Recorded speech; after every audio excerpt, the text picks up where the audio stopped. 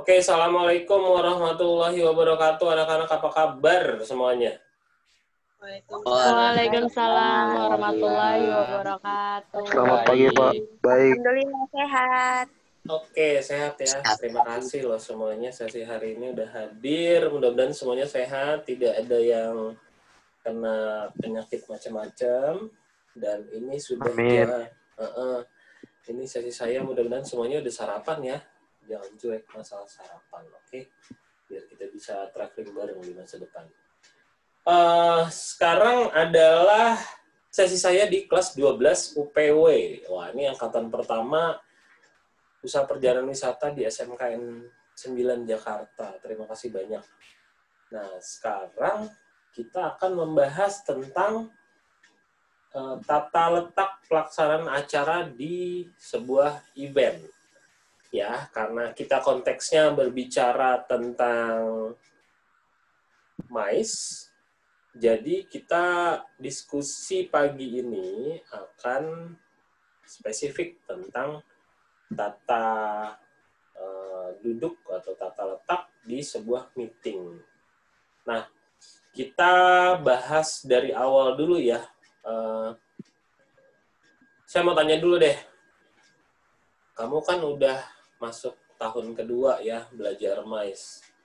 Apa bedanya, siapa yang bisa jawab duluan aja. Apa bedanya meeting sama conference atau convention? Coba tunjuk jari tapi online. Gimana sih caranya? Siapa yang tahu bedanya meeting dan conference? Coba saya lihat siapa ini. Oh, Adam. Wih. Tunjuk tangan online. Canggih juga sekarang ya. Gimana? Kakak Adam? Kalau conference itu nyari masalah, Pak. Nah, bukan nyari masalah, Adam. Apa bedanya meeting sama conference? Kalau conference apa? Ada yang Kalau mau bantu? Kayak itu game menyelesaikan masalah. Oke. Berkumpul untuk menyelesaikan masalah yang dihadapi bersama ya, saya lengkapin ya. Kalau meeting berarti apa? Yang lain siapa? Siapa yang mau? Siapa? Oh, Sofa. Apa Sofa? Meeting berarti apa? Berkumpul untuk mencari ide-ide, Pak. Ide-ide, oke, bagus. Ada lagi yang mau melengkapi yang lain? Sofa lagi. Reski. Apa? Meeting itu apa? Meeting itu kayak bukan membahas, kayak berkumpul untuk mengadakan kayak rapat-rapat itu, Pak.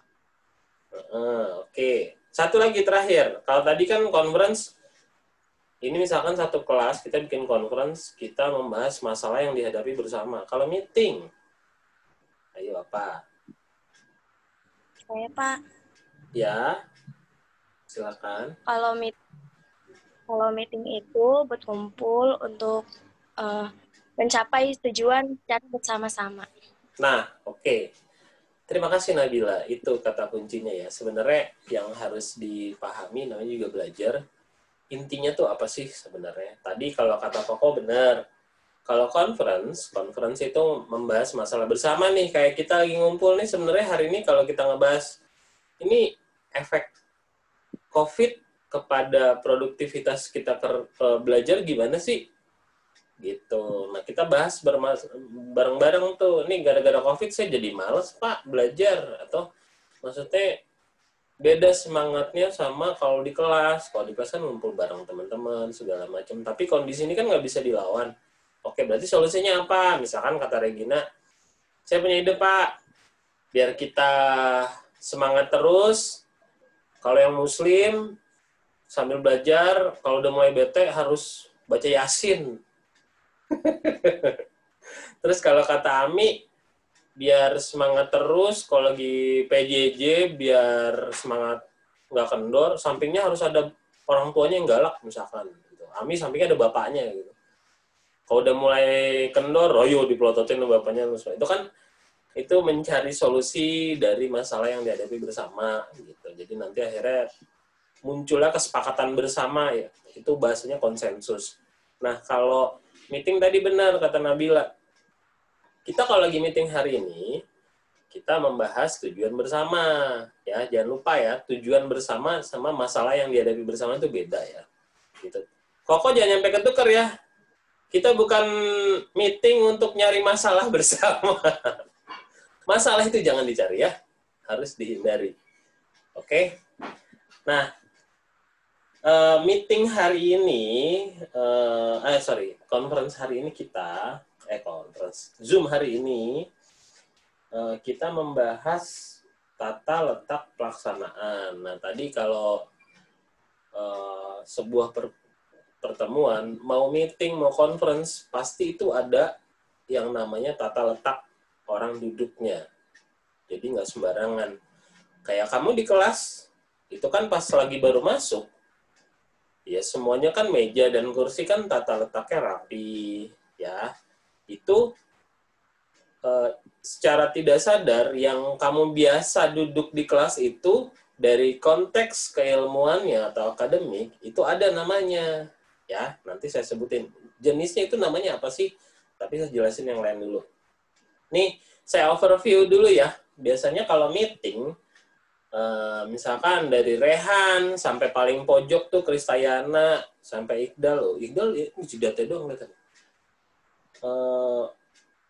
Kalau lagi meeting itu semuanya pasti ada kebutuhan produksiannya. Jangan lupa ya, yang sering saya reminder dari kamu kelas 10, kalau menyelenggarakan sebuah event, itu kan butuh alat-alatnya, mau apa aja, mau panggung, mau pulpen, sekecil apa segala macam, itu disebutnya produksiannya ya.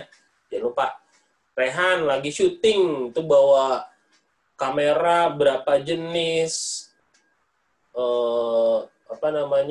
lensanya berapa jenis, gig bag-nya segala macam, itu kalau disatuin itu semuanya namanya produksian. Nah, produksian untuk meeting ini sebenarnya hal-hal yang udah kamu udah tahu ya. Pertama kayak ATK, tapi ATK-nya tetap sesuaikan ya, pulpen, spidol, ukurannya berapa segala macam. Terus kedua kayak lanyard. Kalau lanyard itu ini ya, kita pernah bikin lanyard ya. Lanyard UPW siapa yang masih punya? Saya masih nyimpen, Pak. Masih ada ya. Ntar kalau ada yang rusak-rusak nanti saya kasih lagi ya. Masih ada tuh, jumlahnya kayaknya masih cocok sekelas kamu tuh. Katanya Iqdal yang udah rusak ya, nanti saya ganti deh. Terus nih papan nama atau kartu identitas itu ya ID card yang kita udah pernah bikin waktu kelas 10, ya kira-kira kenapa saya punya ide untuk yuk kita bikin yuk, gitu. Kita bikin lanyardnya niat sama ID card, karena kamu harus pelan-pelan kenal, oh kalau lagi meeting, gua itu harus pakai pengenal, yaitu lanyard sama ID card. Terus tanda terima ini lebih ke meja depan ya, jadi nanti misalkan Cecil ikut sebuah event meeting, Cecil diserahkan untuk jaga meja registrasi. Kayak kemarin, Sil, kamu kan magang di Museum Nasional kan ya? Nah, Museum Nasional kamu duduk di depan, tuh saya fotonya ada tuh, kamu duduk sama Cece di depan, Cece Clara. Nah, itu kira-kira itu kamu duduk di bagian reservation sebenarnya kalau di tour and travel, tapi kemarin registrasi, kamu megang ATK-nya, terus buku harus catat sesuai dengan kode yang di brief sama atasan kamu. Terus ini ada sisi catering. Tentu semuanya harus melalui catering yang sesuai dengan kebutuhan. Terus kelengkapan bahan promosi kayak pulpen, kayak notes yang udah disablon, terus goodie bag segala macem, ada identitas eventnya segala macem. Nah, terus ini setup ya. Setupnya ada beberapa. Nomor 1 jenisnya namanya U-shape. U-shape ya. Kalau saya lagi di depan kamu ntar membentuk gini. Set. Jadi di depan saya itu nggak ada apa-apa. Jadi kamu di pinggir sama di depan saya. Bentuknya U. gitu ya. Kedua, boardroom. Boardroom itu, misalkan saya yang di tengah, kamu ada di kiri kanan saya. Gitu. Jadi, saya di kanan itu Stefanus, Tommy, Nandi, Regina, di sebelah kiri saya ada Febri, Bagas, Cecil, Elsa, Kika. Jadi hadap-hadapan itu namanya boardroom. Jangan lupa ya, ini keluar di UAS loh. Ntar kan kamu akan UAS. Nah, ini yang kamu biasa duduk di kelas. Namanya classroom. Setup-nya namanya classroom. Terus, ini classroom kamu udah dari SD lah ya. Classroom. Terakhir yaitu teater. Kalau classroom itu duduk, ada kursi, ada meja. Kalau teater itu cuma kursi aja. Dia sama kayak classroom. Bedanya dia nggak ada mejanya, jadi kursi semuanya. Ya, teater kayak kamu duduk di bioskop, makanya namanya teater. Terus, ada lagi, satu lagi terakhir, namanya banquet. Tulisannya BANQUET. Gitu. Wah, saya nggak hafal ini ya, nggak hafal penyebutan kayak busonya ya. Banquet. Banquet itu adalah kamu masing-masing duduk di meja bulat. Di sekeliling meja bulat, bukan di mejanya ya, tapi di sekeliling mejanya. Round table namanya. Di hotel-hotel kan kamu pasti pernah lihat tuh meja bulat, terus di sekelilingnya kursi, nah itu namanya round table, tapi disebutnya banquet. Biasanya di satu meja itu dikelilingi 6-8 peserta. Gitu. Jadi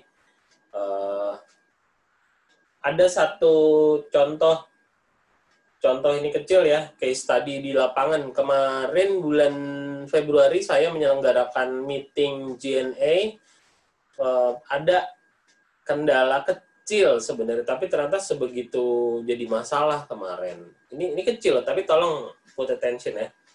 Masalah ATK doang. Yang kamu tahu ATK kan pulpen, spidol, segala macam gitu ya.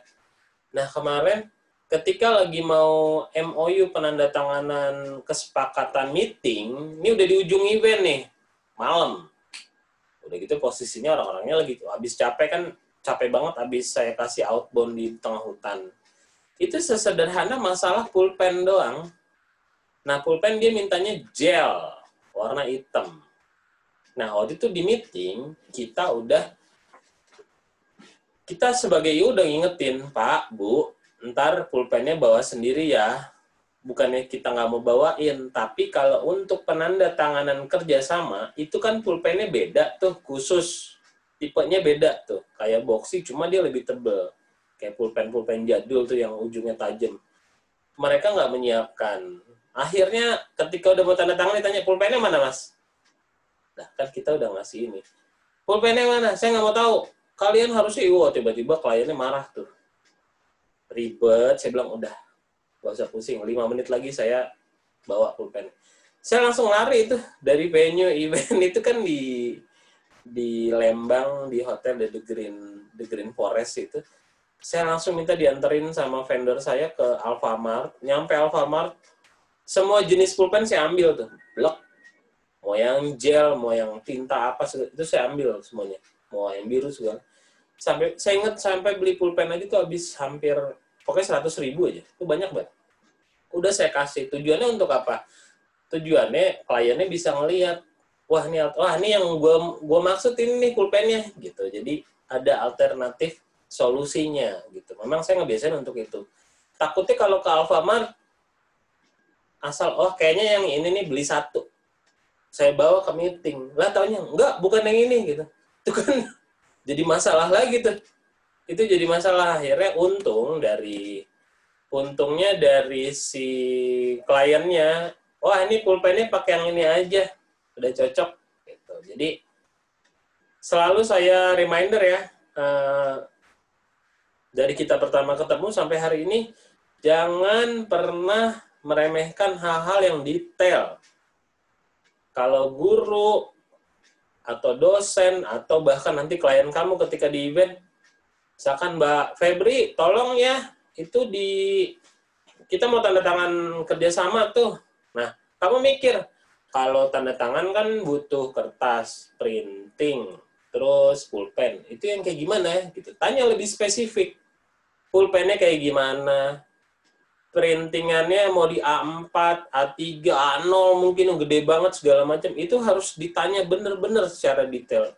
Biar apa? Biar nggak terjadi masalah di kemudian hari. Sering banget nih masalah tuh terjadi aja yang kayak gitu-gitu. Jadi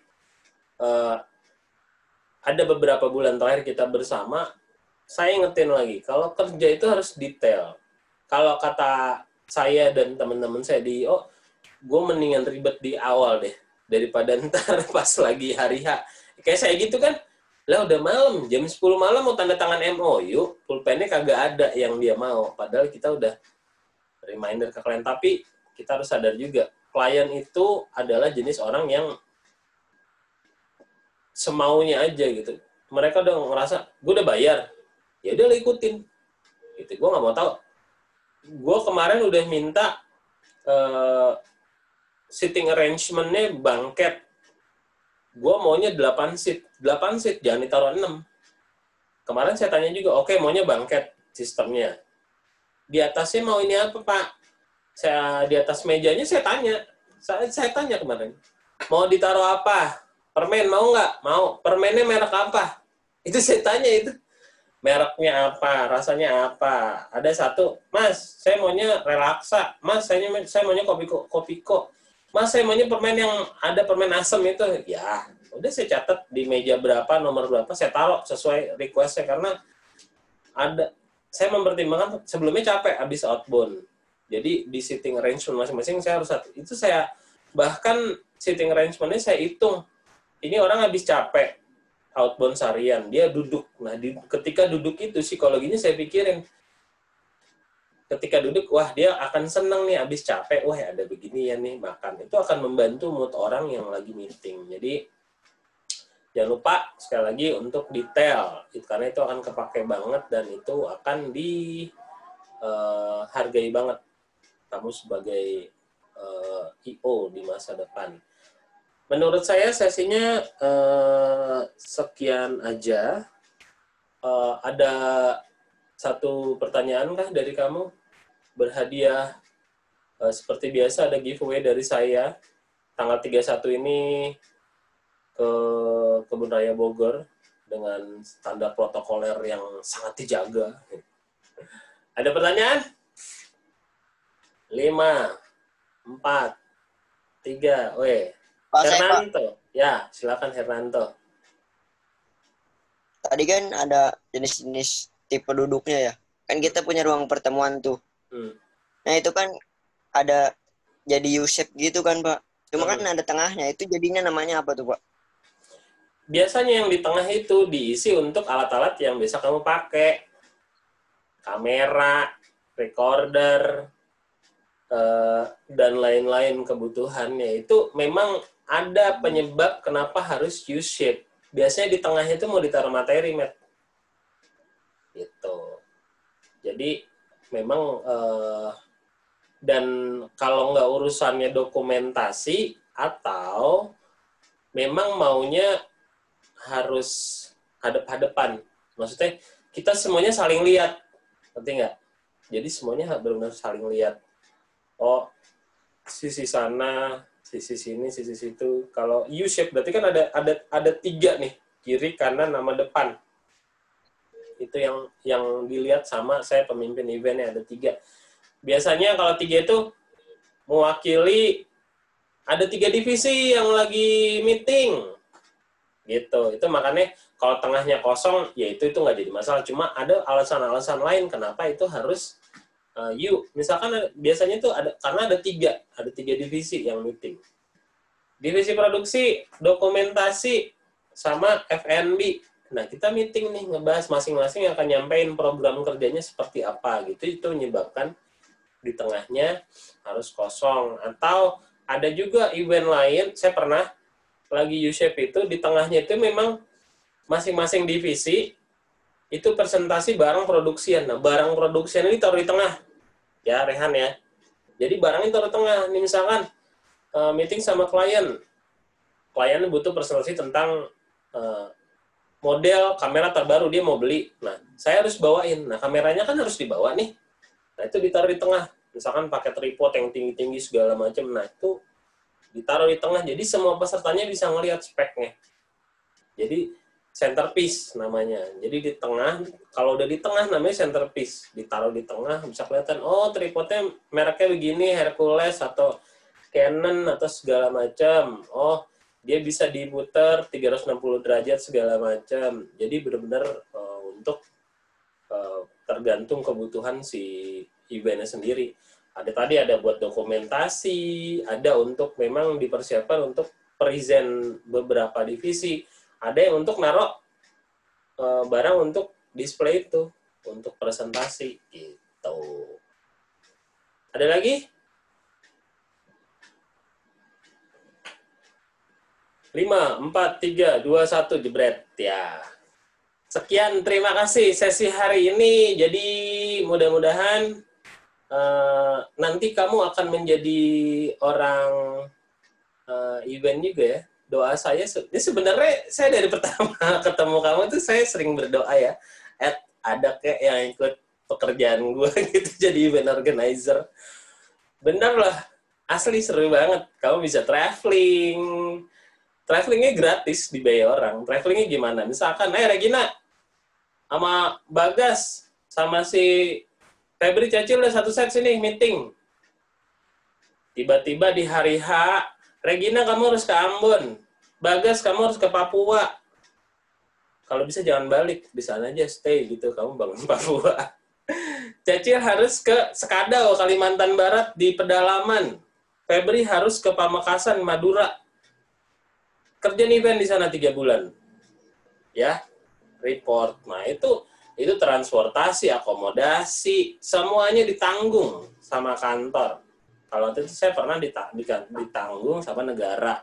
Benar-benar pindah ke satu kota seminggu itu ntar ketemu orang lokal, ngobrol segala macam itu sangat menyenangkan banget sih, diajak jalan-jalan ke wisata, terus kuliner segala macam.